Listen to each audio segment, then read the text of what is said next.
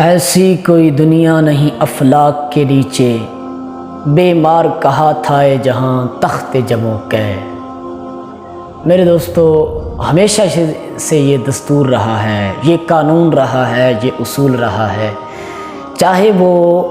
کفر کے نظام کا حصول اور اس کا دوام اور اس کو چلانے کا معاملہ ہو، چاہے وہ اسلام کے نظام کا نفاذ اور اس کے دوام اور اس کے استقلال کا معاملہ ہو، کہ ہمیشہ حکومتیں بنتی ہیں جنگوں کے ساتھ اور چلتی ہیں تعلیم کے ساتھ۔ نبی صلی اللہ تعالیٰ علیہ وسلم نے حکومت بنائی جنگ کے ساتھ۔ میں روحانیت کا انکار نہیں کرتا، میں اخلاق کا انکار نہیں کرتا، میں تربیت اس کا انکار نہیں کرتا، لیکن جو اصول کی بات کر رہا ہوں، اصولوں کے اندر نبی صلی اللہ علیہ وسلم نے حکومت بنائی جنگ کے ساتھ، تلوار کے ساتھ،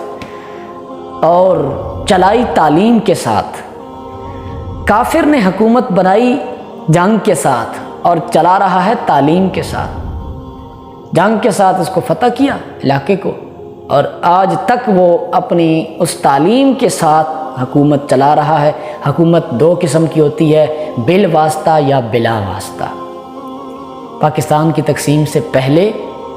انگریز ہم پر بلا واسطہ حاکم تھے، پاکستان کی تقسیم کے بعد وہ ہم پر بالواسطہ حاکم ہیں۔ پہلے بغیر واسطے کے ہم پر حکومت کر رہے تھے، اب واسطے کے ساتھ ہم پر حکومت کر رہے ہیں۔ ہم پہلے بھی غلام تھے، آج بھی غلام ہیں۔ اب اس بات کو سمجھیں۔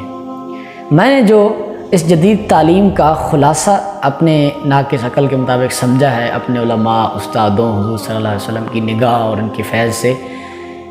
اس کو میں نے ایک شعر میں بند کیا ہے۔ تعلیم عصر حاضر میں بس دو ہی تو چیزیں ہیں، تعلیم عصر حاضر میں بس دو ہی تو چیزیں ہیں، ایمان جلا دینا اور الہاد جلا دینا۔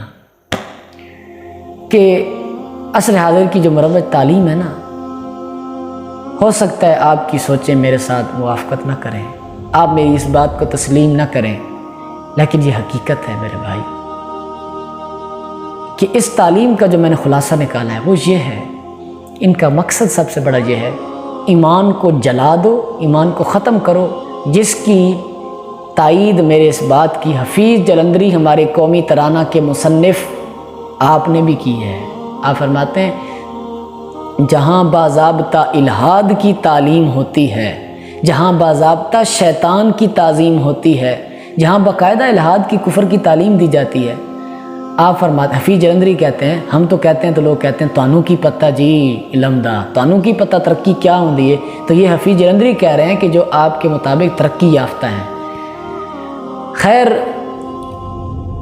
دوسری بات، ایمان جلا دینا، الہاد جلا دینا، جلا دینا، ایمان جلا دینا، الہاد جلا دینا، ایمان کو جلاؤ اور الہاد کو بڑھاؤ، کفر کو بڑھاؤ۔ اب اس بات پر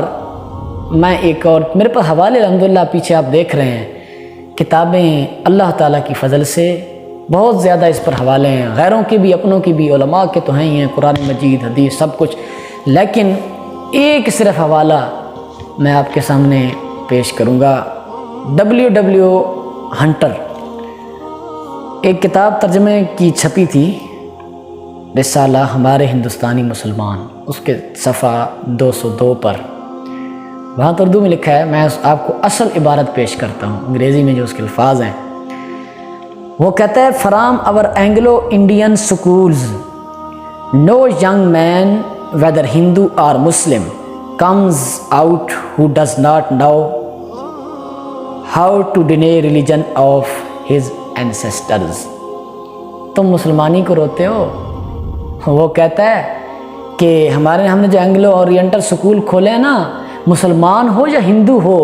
یہ اپنے باپ دادا کے مذہب سے باغی ہو جاتا ہے، ان اداروں میں پڑھنے کے بعد وہ اپنے باپ دادا کے مذہب سے باغی ہو جاتا ہے، اور یہی ہو رہا ہے۔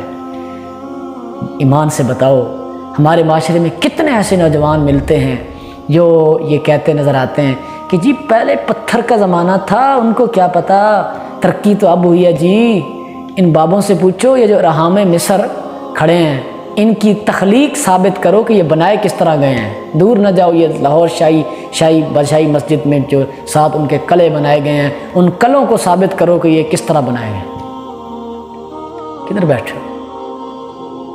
وہ لوگ بڑے علم والے تھے اور وہ بڑے لوگ دستکار تھے، جی ہاں، خالی پوری دنیا کے سائنسدانوں کو چیلنج ہے کہ ارحام مصر ثابت کر دیں کہ ان کی تخلیق کس طرح ہوئی ہے اور کب ہوئی ہے، وہ جو اتنا بڑا ایک پتھر ہے اس کے اوپر پتھر یہ کس طرح بنائے گئے ہیں۔ خیر یہ ایک علیحدہ موضوع ہے۔ تو وہ کہتا ہے کہ اب W ہنٹر کہہ رہا ہے، وہ کہتا ہے کہ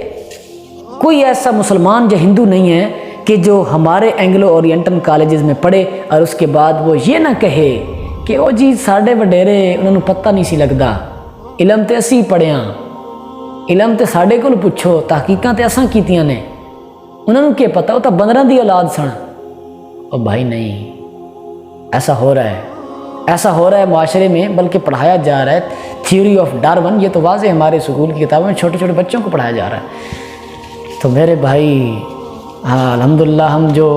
پڑھے ہیں، بہت پڑھے ہیں، ہم بھی بڑے بڑے تیر مارے ہیں، بڑی بڑی سندیں لی ہیں، بڑے بڑے نمبر لیے ہیں، لیکن کیا کریں جب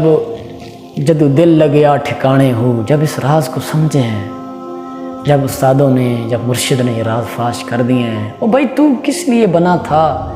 اور تو کدھر جا کے گندگی میں منہ مار رہا ہے، تو پھر پتہ چلا کہ بھی یار ہم کیا ہیں اور ہم کدھر پھنسے پڑے ہیں۔ خیر وہ پڑھا ہے جو، تو اس کو ہم اب بیان تو کریں گے نا، اب یہ انگریزی چونکہ ہم نے پڑھ جو لی ہے تو پھر ہم اس کو بیان تو کریں گے۔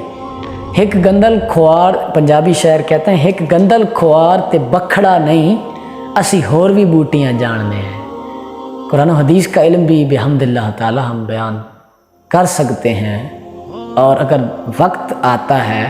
کسی کو لاجواب کرنا ہوتا ہے، دشمن کو باطل کا سر کچلنا ہوتا ہے، تو ہم غیروں کے حوالے بھی درجنوں لا کے پیش کر سکتے ہیں رب تعالیٰ کے فضل سے۔ اس میں ہمارا کوئی کمال نہیں، اللہ تعالیٰ